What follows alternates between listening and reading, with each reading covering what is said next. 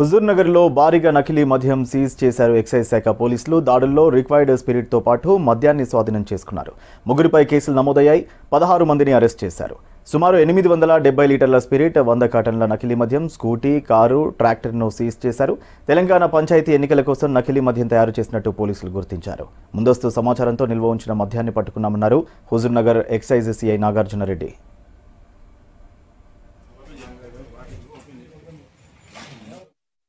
రామాపురం గ్రామంలో కల్తీ మద్యం ఘటనలో మొదట ప్రాథమిక సమాచారం మేరకు హైదరాబాద్ స్టేట్ ఎక్సైజ్ పోలీసులు అంజిరెడ్డి గారి ఆధ్వర్యంలో దాడులు నిర్వహించడం జరిగింది.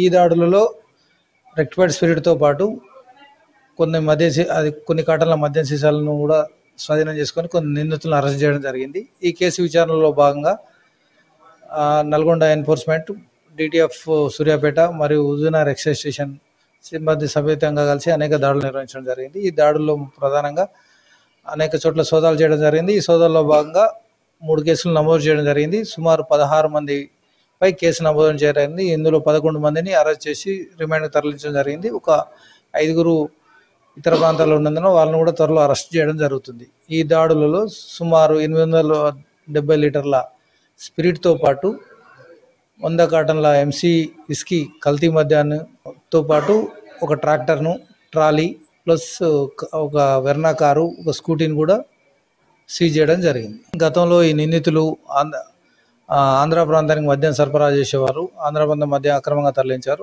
ఆ పరిచయాలతోటి ఆంధ్ర ప్రాంతంతో పాటు ఇక్కడ ఉన్న పంచాయతీ ఎలక్షన్లు కూడా దృష్టిలో పెట్టుకొని